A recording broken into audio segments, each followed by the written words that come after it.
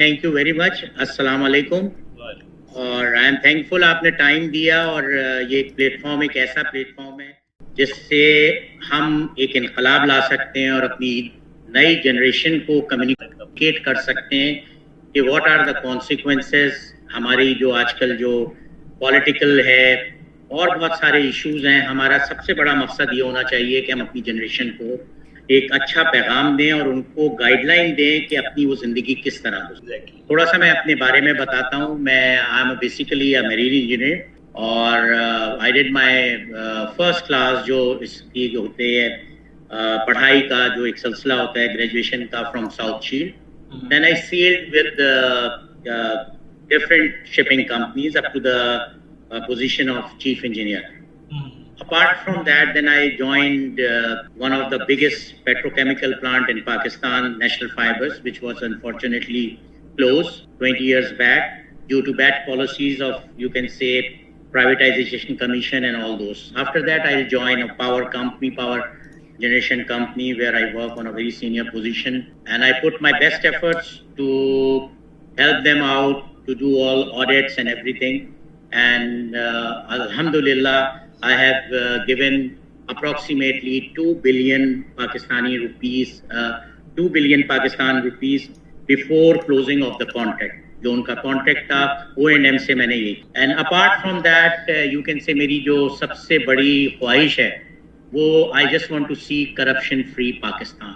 मैं अपनी जनरेशन को काफ़ी इंटरव्यूज़ में रहा हूँ, मैं बड़ा नाउमीदी अपनी जनरेशन में देख रहा हूँ, और जो हमारी ड्रीम है वो पाकिस्तान को छोड़ के बाहर जाए। तो इस सिलसिले में सबसे जो बड़ी चीज़ है वो यही है कि हम अपनी जनरेशन को किस तरीके से आगे लेके आए। एग्जैक्ट जी। सो बेसिकली सर, आप कराची से बिलोंग करते हैं और आपने वहाँ पे हमारे जो सिंध के इंटीरियर कम्युनिटी है उसमें बहुत सारे अलग एक इश्यूज हैं। व्हाट यू फील कि हम उसमें ज़्यादा नहीं जाएंगे, but generally you feel what are the barriers we say in political and all that, कि क्या सिस्टम में प्रॉब्लम्स हैं जो इस वक्त हमारे फ्रस्ट्रेशन पैदा की जा रही। देखें, हमें अपने सिस्टम को ठीक करना पड़ेगा। हम क्रिटिसाइज करते हैं लेकिन हमारी प्रैक्टिकल पार्टिसिपेशन जो है वो होनी चाहिए। हमें कॉलेज स्कूल लेवल के ऊपर द बिगेस्ट जो चीज़ है वो है करप्शन। करप्शन जो है हमारी यंग जनरेशन को बिल्कुल इस तरह से बेबस कर दिया है कि ओनली 10% जो है, आई कैन से 10% जो है उनके हाथ में पावर है, उन्हीं के बच्चे पढ़ रहे हैं, उन्हीं के बच्चे जॉब्स पे आ रहे हैं। तो हमें सबसे पहले करप्शन की फाइट के लिए अपनी यंग जनरेशन को जो है उसको ये बताना होगा कि इसके क्या कॉन्सिक्वेंसेस हैं, इससे हमारा मुल्क कहाँ तबाही और बर्बादी की तरफ जा रहा है और किस तरह से हम इसको रोक सकते हैं। रिस्पॉन्सिबिलिटी उनको नहीं डालना, हमको खुद जो अब हम इस एज ग्रुप में हमको एग्जाम्पल बन के उनके सामने आना। और मैं इंशाल्लाह किसी और उसके अंदर बताऊंगा वो I did for Pakistan for fighting against corruption. इंशाल्लाह सेकंड सेशन अगर आप मुनासिब समझेंगे तो I will tell them totally about that. So अभी जो है सिस्टम ठीक करने के लिए हमें सबसे पहले रेगुलेटरी बॉडीज हैं, रेगुलेटरीज जो लॉज हैं उनको हमें करने पड़े। Actually we are unfortunately very weak regulatory bodies are there, और जो ये रेगुलेटरी बॉडीज होती हैं ये इंडिपेंडेंट होती हैं, they always take decision on their own, but unfortunately in Pakistan उसमें पॉलिटिकल इन्फ्लुएंस इतना ज्यादा होता है कि रेगुलेटरी बॉडी जो होती है वो नहीं कर। और आप सारी रेगुलेटरी बॉडीज को उठा के देख लें, उनकी पार्टिसिपेशन देख लें, they do have a very good planning. उसमें इतने पुराने लोग बैठे हुए, यंग जनरेशन को वो ऊपर नहीं आने देते, और वही एक सिस्टम चला आ रहा है। 4 साल 3 साल वो रहते हैं, एक्सटेंशंस मिल जाती हैं डिफरेंट। जो लोग हमारे regulatory body, if I say about NEPRA, इस वक्त नेप्रा में बहुत टैलेंटेड लोग हमारे पास ऑलरेडी मौजूद थे, उसके बावजूद बाहर से लोग लिए गए, एक्सपीरियंस नहीं थे। इसी तरह स्टेट बैंक, आप जो भी रेगुलेटरी बॉडी है आप उसको देख लें। तो एक तो हमें ये ठीक करना पड़ेगा। दूसरा, मेरी एडवाइस गवर्नमेंट ऑफ पाकिस्तान को है कि आप ग्रेजुएशन का सर्टिफिकेट जब तक 2 साल कंपलसरी एजुकेशन ना हो, उनकी कंपलसरी मिलिट्री ट्रेनिंग ना हो, आप उनको बिल्कुल भी, जिसे कहना चाहिए, आप बिल्कुल उनको ग्रेजुएशन की डिग्री ना दें। 2 साल कंपलसरी ट्रेनिंग होनी चाहिए। और इसमें क्योंकि हमारा जो नीचे तबका है वो मैट्रिक तक रहता है, इंटर तक पढ़ता है, जिनके ऊपर लाइबिलिटीज होती हैं, तो जो इलीट क्लास है, इनकी कोई भी है, उनके जब तक उनकी, अब क्योंकि हमें से नेक्स्ट इलेक्शन आने वाला है, तो हमें तो अभी भी जो है इमीडिएटली इसको इनरोल करें। इसको जो पाक फौज जो है, जो अकेले हर तरह की बर्डन लिए हुए है, जो हर तरह की कुर्बानियां दे रही है, मैं आपसे ये पूछूंगा, बिल्कुल मेरा कोई वो नहीं है, कोई पॉलिटिकल या आर्मी को मैं वो कर रहा हूँ, लेकिन मैं आपसे पूछूंगा कितने पॉलिटिकल पार्टीज के लीडर हैं जिनके बच्चे किसी चीज के अंदर शहीद हुए, या ये हमारी फौज ही है जो हमको इस तरह से प्रोटेक्ट किया हुआ है, हम रात को सो रहे हैं। तो जब इनके फौज में जाएंगे, आज मैं लोगों को देखता हूँ फौज के लिए ऐसी बात करते हैं, मैं लोगों से रिक्वेस्ट करूंगा कि इस इंस्टीट्यूशन की कदर करें। ये एक वाहिद इंस्टीट्यूशन है पाकिस्तान के अंदर जो ऑर्गेनाइज है, जिसमें अकाउंटेबिलिटी है, जिसमें हर तरह की आपको प्रोटेक्शन है। तो ये कंपलसरी करें, 2 साल की ट्रेनिंग। उसके अलावा दूसरी चीज जो भी मैं एम्फसाइज करूंगा वो है, क्या कहते हैं, आपका हमारा इलेक्शन प्रोसीजर्स जो है, नॉर्मली मैं भी कोई 40 ईयर्स से, तो मैं खुद भी ये चीज देख रहा हूँ कि 40 साल से कैंडिडेट सेलेक्ट हो जाते हैं। सिलेक्शन के बाद उनके ऊपर करप्शन के चार्जेस, उनकी एजुकेशन बैकग्राउंड, उनकी डिफरेंट बैंक अकाउंट्स निकाले जाते हैं। तो इट सीम्स लाइक दैट कि ये सारी जो है टेलर्ड हुई हुई चीजें होती हैं। जब हमारे पास इतना दुनिया का बेहतरीन इदारा मौजूद है, ISI, हमारे पास NAB है, नेशनल अकाउंटेबिलिटी ब्यूरो, हमारे पास FI है, तो क्या बेहतर ये नहीं होगा कि इन सारे कैंडिडेट्स की जो भी हमारी असेंबलीज में आ रहे हैं, इनका बैकग्राउंड चेक किया, और अगर कोई गलत इंफॉर्मेशन हो तो इनके हेड्स को अकाउंटेबल किया जाए कि इस आदमी को किस तरीके से आपने रिकमेंड। हम पाकिस्तान से बाहर जा रहे होते हैं तो हमारा पुलिस क्लियरेंस सर्टिफिकेट होता है, लेकिन जो हमारे असेंबली में लोग बैठ रहे होते हैं, जो असेंबली में हमें रिप्रेजेंट कर रहे होते हैं, उनका कोई अता पता नहीं होता। 2 साल के बाद उनकी डिग्रीज जाली निकली आती हैं, 3 साल के बाद उनके बैंक लोन्स होना चाहिए। स्टेट बैंक का गवर्नर ये कंफर्म करे कि ये they are not defaulter of the bank, and then it is his responsibility to provide a clearance. ये सारी चीजें ये हमारी यंग जनरेशन को मजबूत करेंगी। ये चीजें जब तक हम इस पाकिस्तान में डेवलप नहीं कर लेंगे, बजाय क्रिटिसाइज करने के या बजाय किसी चीज को करने के, we should come forward. Health care में ले लीजिए आप, हेल्थ केयर के अंदर कोई हमारे यहाँ पाकिस्तान में अभी प्रेजेंट गवर्नमेंट कोशिश कर रही है, कार्ड दे रही है, लेकिन कोई फीसेस का, कोई डॉक्टर्स की फीसेस का, हॉस्पिटल में कोई किसी तरह की भी चीज का देयर इज नथिंग। आपको एक वो कंप्यूटर जनरेटेड स्लिप दे देते हैं फीसेस जो है।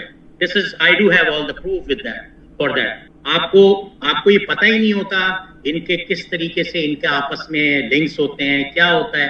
आपको पर्टिकुलर वो कहते हैं कि आप इस पर्टिकुलर जाके अपने मेडिकल टेस्ट कराएं, तो हमारा वही आप at the end regulatory system आ जाता है। How can a single person can fight for that? अगर हम सब चीजें हुकूमत को के ऊपर ले आए, हमको चाहिए, जब हम उससे कंसल्टेंट के बात कह रहे हैं कि गिव अस, बिकॉज उसमें टैक्स चोरी होती है। जब तक आपकी कंपनी आपको टैक्स नहीं देंगे, आप कुछ नहीं कर। हमारे ऑडिट्स होना चाहिए। Auditors are the main you can say people who can corporate sector को वो अच्छी तरह देख सकते हैं, अच्छी तरह वहां पे हाईलाइट कर सकते हैं। तो ये सारी चीजें बेटा, आई जस्ट वांट कि ये चीज कम्युनिकेट हो लोगों के अंदर और लोग इसमें जाएं।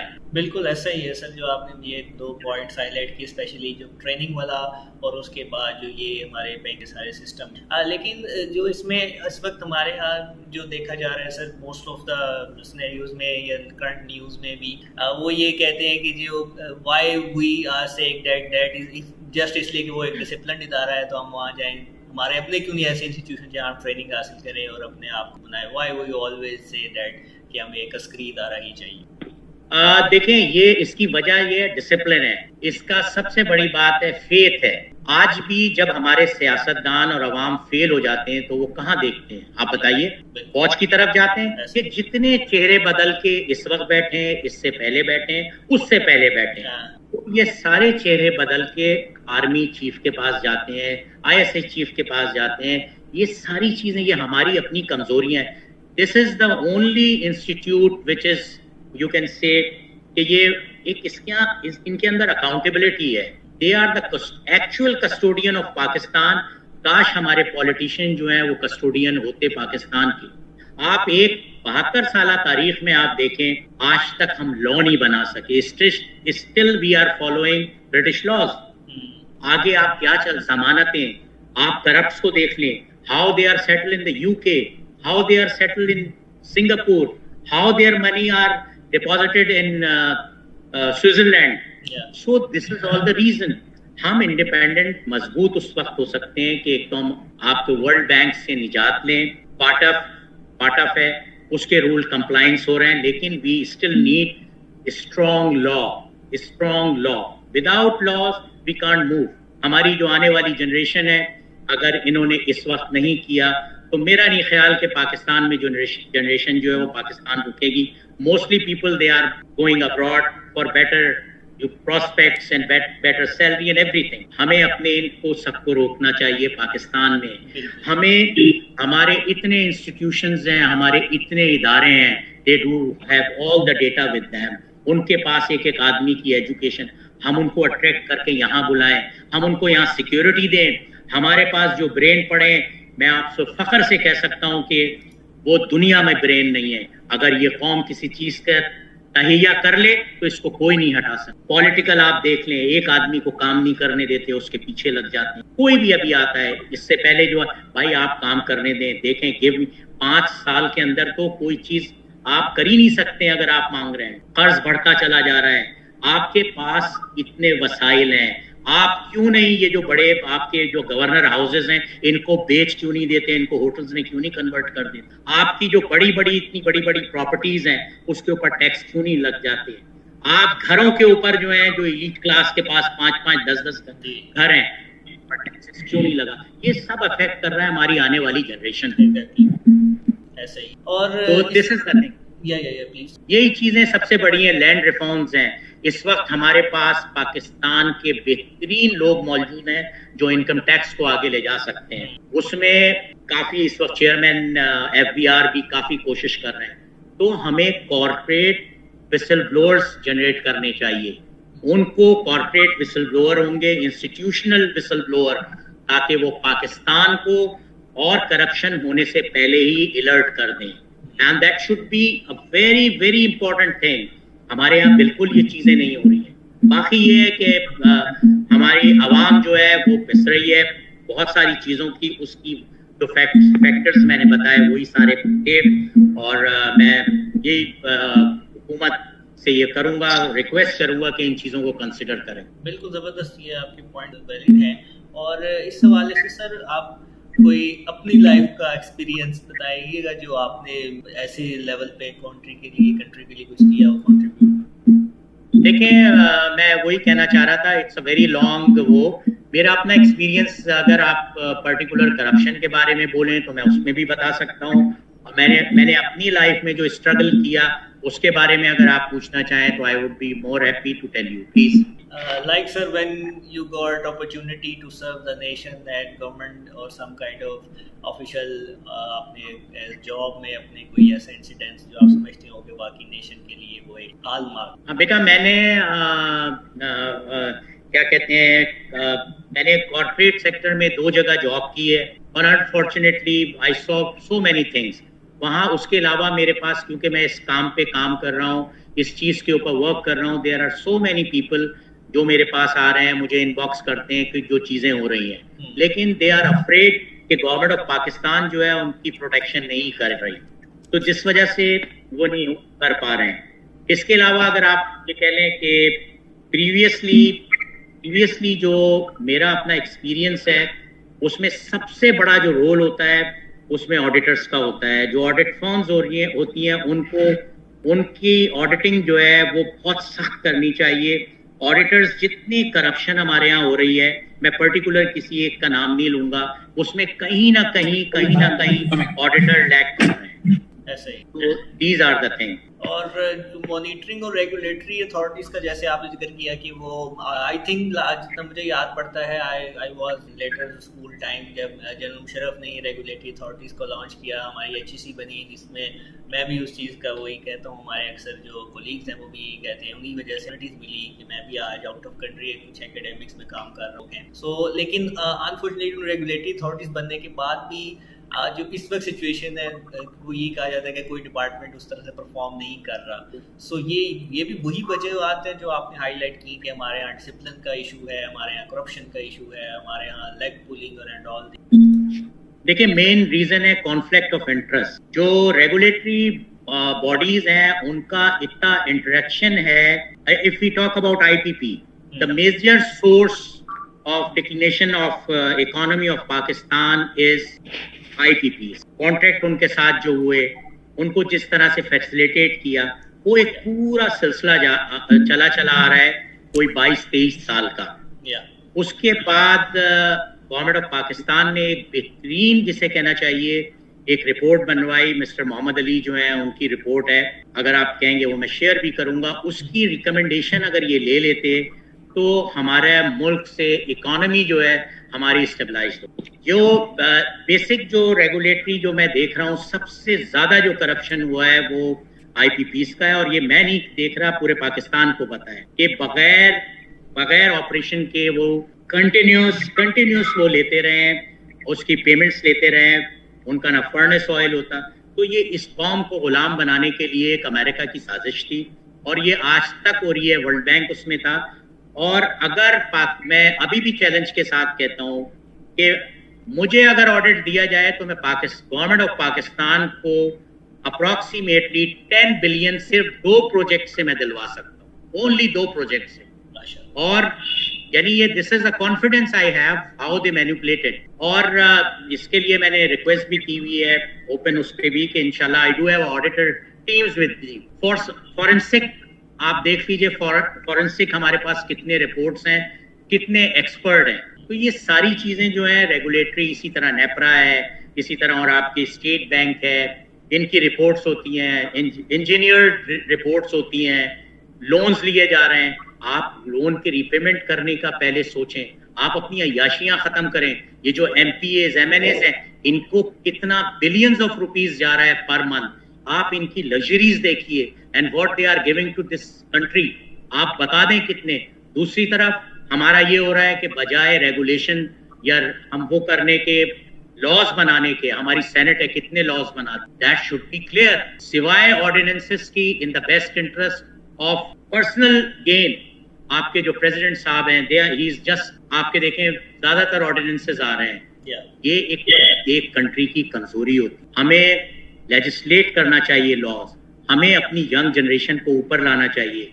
अगर मेरे बस में हो तो मैं 50 साल या 45 साल से ज्यादा जो है उसको बिल्कुल सियासत में उनको खत्म कर दिया जाए। इनका एक्सपीरियंस, जो प्रीवियस पॉलिटिशियंस हैं, इनका एक्सपीरियंस करप्शन में है। इन्होंने करप्शन के अगेंस्ट कोई काम नहीं किया। वही हमारी ये जो चीजें, ये इसीलिए हमारी वर्स्ट से वर्स्ट होती चली जा रही। और मैं ये प्रेडिक्शन कर रहा हूँ, ये बात आपसे ऑन रिकॉर्ड कह रहा हूँ, अगर आईपीपीस को कंट्रोल कर लिया जाता है, पाकिस्तान की इकोनॉमी अच्छी तरफ चली जाए। इस वक्त लोग बहुत बातें कर रहे हैं, शौकत तरीन साहब हेड कर रहे हैं इसको, क्या कहते हैं, हमारे फाइनेंस डिवीजन को। He is a very very competent person. Personally मैं आपको बताऊं, he is a president, while I was working with him, इनको कुछ इश्यूज थे, मैंने विदाउट एनी रेफरेंस इनको call and he solve that problem, not my personal problem, government level की problem. जबरदस्त। और इन लोगों को हमें हाईलाइट करना चाहिए, आप जो उनको काम करने देना चाहिए। हमारा दूसरा आ जाता है एक रोल मीडिया का। आप मीडिया में देखिए बैठ के कितनी लोग सोल्यूशन की तरफ आते हैं, वे फॉरवर्ड कितने बताते हैं, सिवाय क्रिटिसाइज करने के, एक दूसरे के फैमिली बैकग्राउंड्स और उनको बुरा भला कहने के अलावा कि कौन सा मीडिया है जो वो कर रहा है। इस वक्त भी हमारे नेक मीडिया में अच्छे लोग भी मौजूद हैं। हमको बाकायदा एक अपनी जनरेशन के लिए, उनके लिए एक चैनल करना चाहिए, एक प्रोग्राम करें जिसमें वो अपनी प्रॉब्लम्स हमसे डिस्कस करें और उसके बाद हम उनको सॉल्व करें। हम उनको बाहर नहीं जाने दें, हम उनको इस मुल्क के लिए रोकें, उनकी कैपेबिलिटीज को हम यहाँ यूटिलाइज करें। मैं देखता हूँ सारे कंसल्टेंट जो है पाकिस्तानी, सारे बाहर से ऑन पेरोल आ जाते हैं, हाई पेरोल पे, गवर्नमेंट के साथ रहे, उसके बाद वापस चले जाए। इनको अगर आप, प्राइम मिनिस्टर भी अगर इनको रख रहा है तो इनको ये रखें कि मैं आपको ये रख रहा हूँ, आप 10 साल तक नहीं इस मुल्क को छोड़ के जाएंगे, वो बेनिफिट्स ले लेते हैं। उसके अलावा आप ये देख लें जो करप्शन के पनामा लीक्स हुए, आपके पेंडोरा हुए, गवर्नमेंट है इस वक्त पावरफुल, आपका मिनिस्टर्स बैठे हुए, आप पहले इन्वेस्टिगेशन करने के से पहले इनका ईसीएल में तो नाम डालें। हमारे यहाँ हर चीज को पब्लिसाइज कर दिया जाता है, उनका इतना टाइम दे दिया जाता है कि वो पाकिस्तान छोड़ के आराम से अपने जेट्स में, प्राइवेट जेट्स में और उसमें चले जाते हैं। This is the thing. तो उसमें सर हमारे लॉ एनफोर्समेंट और somehow I would not like to say but जिसे कहते हैं अदलिया, और उनका भी तो रोल है कि हमारे यहाँ जो इंसाफ जैसे दरवाजे हैं वो प्रॉपर्ली हम अगर खटकाएं तो उसके आगे से रिस्पांस का इशू। मैं बिल्कुल बहुत ओपनली नहीं कहूँगा, कंटेम्प्ट ऑफ कोर्ट हो जाएगा, लेकिन चीजें जो है उनको ठीक करना होगा हमको। हमारे देखें नैब की प्रोसिक्यूशन इज सो वीक कि हम अभी पिछले, मेरा ख्याल है इनके स्टेटिस्टिक्स मेरे पास है, मैं इंशाल्लाह आपको कंप्लीट इस पे बात करूंगा और आपको बताऊंगा इनके स्टेटिस्टिक्स जितने। देखें एक सजा और जजा की बात होती है, एक गरीब आदमी जो है वो साइकिल चोरी करने के इल्जाम के अंदर 2 साल सेल सजा भुगत लेता है, और हम नैब में इतने बड़े बड़े करप्ट लोगों को पकड़ते हैं, उनसे प्री बार्गेनिंग होती है, उसका एक हिस्सा जो है इन्वेस्टिगेशन ऑफिसर को चला जाता है और उसके बाद वो सेटल हो जाता है। वो बाइज्जत तौर पे रह सकते हैं, बाइज्जत तौर पे वो सोसाइटी में मूव करते हैं, उनके ऊपर कोई पाबंदियां नहीं होती। उनकी जो बेसिक चीजें हैं उसको रोकना चाहिए ताकि लोगों के दिल में खौफ पैदा हो। अब इस वक्त आप सिंगापुर को देख लें, उसकी हिस्ट्री हम सबके सामने है, हम सबके सामने सिंगापुर की हिस्ट्री है। उसके बाद आप कोरिया की देख लें, चाइना की देख लें, एटलीस्ट लोगों में खौफ है, वहां पे सर उड़ा दिए जाते हैं जो करप्ट करता है, करप्शन के अंदर इन्वॉल्व होता है। हमारे यहाँ मैं तो ये कहूंगा सारी चीजें हम बाहर से मंगा रहे हैं, अगर ये गवर्नमेंट या ये लोग सब अगर नहीं कर सकते तो ये वहां से लॉ मंगा लें, वहां से लॉ मंगा के यहाँ इम्प्लीमेंट कर दें अगर हम लोग हैं। और दूसरी बात ये रही कि हमारा प्रोसिक्यूशन सिस्टम एक सिलसिले के अंदर मेरा कोर्ट जाने का हुआ तो मुझे ऐसा लग रहा था कि मैं ब्रिटिश एरा के अंदर आ गया हूँ, बिल्कुल लिटरली। हैव यू सीन वो जो सर पे एक कैप पहना जाता है, एक मेरा बस चले तो मैं चीफ जस्टिस से लेके नीचे तक सबको, एवरीबॉडी शुड वेयर पगड़ी, जो इस्लाम की वो है, हम इस्लामिक मुल्क है ना, वरना हटा दें इसको। उसके बाद उनको वो करना, वो सिर्फ हम खुदा ताला को करते हैं, ये क्वीन और किंग नहीं है। मैं देखता हूँ बेचारे लॉयर्स जो हैं, एक बैरिस्टर है एक नॉर्मल लॉयर। बैरिस्टर जो होती है उनकी एक अपनी एक से होती है, और आपके जो क्या कहते हैं जो सिंपल ग्रेजुएट पाकिस्तान से BA LLB उनकी एक अपनी होती है। तो हम अपने यहाँ ये क्यों नहीं कर लेते, अपने यहाँ ये चीजों को नहीं कर लेते, अपने यहाँ ऐसी फैसिलिटीज क्यों नहीं कर देते कि ये हो। तो दिस इज द थिंग। आखिरी 10 मिनट है हमारे पास, ऑडियंस में कोई क्वेश्चन पूछना चाहे, कोई सजेशन देखना चाहे तो ओवर टॉक। जी आप मुझे बताइए आप क्या और पूछना चाह रहे हैं फरहान साहब। जी बिल्कुल, टॉपिक हमारे काफी पॉइंट्स क्लियर हो गए हैं। अभी बिनीश यहाँ पे मौजूद है, उन्होंने इनपुट दिया है कि उन्हें तो पनिशमेंट होनी चाहिए जो आपने हाईलाइट की है, जिस तरह के हमारे यहाँ क्रिमिनल सिस्टम और ये चीज़ें हैं। और दूसरा उनका पॉइंट है कि who will govern these institution, जो हमारी पॉलिसी मेकर्स की इंस्टीट्यूशन, गवर्न कौन करे। इसको देखें, हमारी पार्लियामेंट जो है, अगर पार्लियामेंट करप्ट नहीं है तो वो they can put a bill, आगे जाके इनका ये सारा करें, नैब ऑर्डिनेंस चेंज हो गए, एक्सटेंशंस मिल जाती हैं। ये तो एक वो है कि आप एक इंस्टीट्यूट में अगर जो पर्टिकुलर टाइम है उससे ज्यादा रहते हैं तो आपका कॉन्फ्लिक्ट ऑफ इंटरेस्ट, आपकी पार्टीज, आपकी सारी कोई भी चीज हो, दुनिया भर में जो टाइम लिमिट रखा है वो इसीलिए रखा गया है कि आप उनको जगह दें और वो आगे बढ़ें। तो this is the only thing.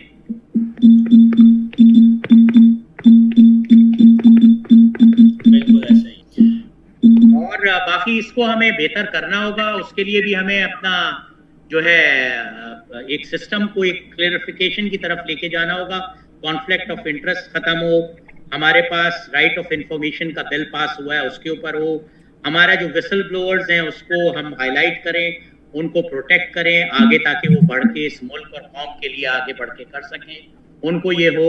आप देखें अभी 200 बिलियन का फेसबुक का किसी ने जो किया है उसको 200 मिलियन का वो अवार्ड दिया गया है। उसने कितने बिलियंस बचा के दी। तो दीज आर द थिंग। बिल्कुल ऐसे। और बच्चे जो हैं, दूसरा आपका ड्रग्स के ऊपर मैं एक बात और कहना चाहूंगा, आजकल इंस्टीट्यूशनल जितने भी इंस्टीट्यूट्स हैं उनके ऊपर ड्रग का बहुत ज्यादा बुरी तरह ये वो हुआ है। बिल्कुल। और उसके ऊपर सजाएं रखें। पीपल जो पर्टिकुलर आपका थाना है उसको बाउंड करें कि उस आपके एरिया के अंदर ये पकड़ा गया तो एसएचओ विल बी रिस्पॉन्सिबल। बहुत जरूरी। इसी तरह अगर आप एजुकेशन पे आ जाते हैं, आप देखें इंस्टीट्यूट्स के अंदर जो भी हमारे एजुकेशनल इंस्टीट्यूट्स हैं उसमें मैक्सिमम जो है ट्यूशन सेंटर्स खुले हुए हैं। आई डोंट नो कि ट्यूशन सेंटर्स जो हैं वो टैक्स देते भी हैं या नहीं है। नेचुरली जो ये वो किया जाए बाइंडिंग इस चीज के ऊपर कि जो लोग कॉलेजेस में पढ़ा रहे हैं, स्कूलों में पढ़ा रहे हैं, वो प्राइवेट ट्यूशन नहीं करेंगे। वो स्टूडेंट्स को उस नहज पे लेके आ जाते हैं कि वो ट्यूशंस का रुख करें, और पैसे वाले जो एलीट क्लास है वो तो उसको अफोर्ड कर लेती है, और जो गरीब लोग होते हैं जो अपनी हलाल की कमाई से पढ़ा जाते हैं वो ट्यूशन सेंटर पे मैंने देखा है, मैंने खुद भी ऑब्जर्व किया है किस तरीके से रात को और दिन को। और एंड अपार्ट फ्रॉम दैट ये जो आपके इंस्टीट्यूशंस जो हैं ये भी अब लड़के लड़कियां बच्चों को रात को 9-9 10-10 बजे तक अपने अंदर एंगेज रखते हैं, इनकी क्लासेस शेड्यूल करते हैं। तो this is also ethically wrong. मगरिब के this is if you can see, हम लोग ठीक है बहुत आगे जा रहे हैं, लेकिन बीइंग अ मुस्लिम हमारे कुछ नॉर्म्स और वो होने चाहिए। तो दीज आर द थिंग। और naturally everybody is after getting money और उसका शॉर्टकट देखता है, बहुत जल्दी देखता है। अब जैसे हमने जितनी मेहनत की है अपने करियर को बनाने के लिए, पढ़ाई के लिए, तो वी अंडरस्टैंड। और खुदा का शुक्र है कि जिन लोगों ने परेशानियां और गुर्बत और स्ट्रगल देखा है वो आज कामयाब हैं और उनको कोई अपनी जगह से हिला नहीं सकता। ऐसा ही है। अब तो इस वक्त जो बोर्ड जैसे एकेडमिक सिस्टम में आपने बात की और ये ट्यूशन सेंटर्स का, अब तो 100/100 और 900/900 बोर्ड डिक्लेयर कर रहा है रिजल्ट। तो इसमें ट्यूशन सेंटर्स का वो इसी वजह से सक्सेसफुल भी हुए हैं। बिल्कुल ठीक कह रहे हैं आप। यही रीजन यही है, मेरा ख्याल यही है सबसे बड़ा। फीस स्ट्रक्चर देख लीजिए, फीस स्ट्रक्चर्स देख लीजिए क्या है, किस तरह से हो सकता है, क्या आदमी उसमें आगे बढ़ के कर सकता है। उसको कोई वाली बात आ जाती है वीक रेगुलेटरी सिस्टम। फीसेस सबकी एक हो। एजुकेशन के लिए अगर आप बच्चे बाहर जा रहे हैं, एक्स्ट्रा ऑर्डिनरी उनकी क्वालिफिकेशन हो, और जो एजुकेशन हम पाकिस्तान में नहीं दे सकते उसके लिए वो बाहर जाएं। दीज आर द मेन जो आपके कहना चाहिए, जो हम लोगों को एक बैक उस पे लैश पे लेके जा रही है। These are the reason. और वो पिक कर लेते हैं जो अच्छे हमारे स्टूडेंट्स होते हैं, पीएचडी हैं। I saw so many people working with NASA and all those things. Why they don't come? Because यहाँ पे वो देख चुके हैं कि जो भी मोहसिन होते हैं उनके साथ क्या किया जाता है, किस तरीके से ट्रीट किया जाता है। फ्रॉम अगर आप पाकिस्तान की 72 साल तारीख को गौर से पढ़ें और देखें तो यू कैन अंडरस्टैंड, उसको कहने की जरूरत नहीं है। बिल्कुल ऐसा ही है। जबरदस्त सर, आपने बहुत सीरियस एंड क्रिटिकल टॉपिक्स के ऊपर बात की, और इसके ऊपर हम अगर मैंने कहा कि बात करना चाहें तो हमारा ये एक सेशन तो बिल्कुल भी नामुकम्मल है और नाकाफ़ी है। इंशाल्लाह हम इस पे मज़ीद बात करेंगे। आखिर में सर 3 मिनट्स में आपने मैसेज देना होगा जो हमारी यूथ के लिए, स्पेशली जैसे आपने करप्शन का हाईलाइट की, और अदर दैन हमारी जो मॉरल वैल्यूज़ और पेशेंस और टॉलरेंस, और मैं समझता हूँ हमारे यहाँ रिलेशनशिप्स के बहुत इश्यूज़ हैं, उसके ऊपर क्या आप अपनी राय देना चाहिए? मैं वैसे ऑलरेडी कह चुका हूँ, मेरा सबसे बड़ा मैसेज जो है यंग जनरेशन के लिए है कि अपनी पढ़ाई को और अपनी जो एजुकेशन को इतना मजबूत करें कि आप हर आने वाले चैलेंज का मुकाबला कर सकें। और अभी हम कई केसेस देख रहे थे ड्रग के, मर्डर के, उसमें तमाम मोस्टली एजुकेशन से ही रिलेटेड जो लोग हैं, अनएजुकेशन कह लें, या उन्होंने एजुकेशन को एज ए टूल तो ले लिया लेकिन उसकी इम्प्लीमेंटेशन नहीं कर सकी। तो हमारी जनरेशन को आगे बढ़ के आना पड़ेगा। ये मुल्क हमें बड़ी कुर्बानियों से मिला है, इसमें हर फिरके की कुर्बानी है, आपके आबा और अजदाद की कुर्बानी है। वो इस मुल्क को हासिल करके और इस मुल्क में आके उन्होंने जिस तरह से इस मुल्क को उठाया है। और एक चीज मैं और कहूंगा, लोग कहते हैं कि पाकिस्तान आगे नहीं बढ़ रहा, पाकिस्तान आगे बढ़ रहा है। अगर हम 47 से लेके अब तक देखें, अल्लाह ताला का शुक्र है, वी शुड बी प्राउड कि हम एक एटॉमिक एक पावर है। हम लोग बहुत पावरफुल हैं। हमें अपने पावर का अंदाजा नहीं है, ऐसा ही। सिवाय इसके करप्शन के। अगर ये हम अपने अंदर से इसके ऊपर सख्त तरीन लॉ ले आए कि एक आदमी 100 रुपए लेते हुए भी डरे, तो मेरा ये ख्याल है कि पाकिस्तान सरवाइव करेगा, लड़कों को जॉब मिलेगी, लड़के आगे बढ़ेंगे और ये मुल्क आप देखिएगा दुनिया में सबसे टॉप पे चला जाएगा। हमारे अंदर कोई टैलेंट की कमी नहीं है, हमारे उस्ताद बेहतरीन है, हमारे यहाँ डॉक्टर्स बेहतरीन है, बिल्कुल, लेकिन हर सिस्टम को एक रेगुलेट करने के लिए एक पावरफुल आदमी चाहिए। ऐसा ही है। वो पावरफुल आदमी अल्लाह ताला भेज दे, ये हुकूमत में से कोई आ जाए या कुछ ऐसा मौजज़ा हो जाए कि इसको ये स्टेट पाथ पे डाल दे। Thank you very much. बिल्कुल ज़बरदस्त, thank you so much sir. इंशाल्लाह हम नेक्स्ट टाइम इसी टॉपिक को मजीद आगे बढ़ाएंगे। आई होप कि ऑडियंस इसमें पॉजिटिवली गेन किया और इंशाल्लाह see you. Thank you very much, God bless you. Pakistan जिंदाबाद। जिंदाबाद।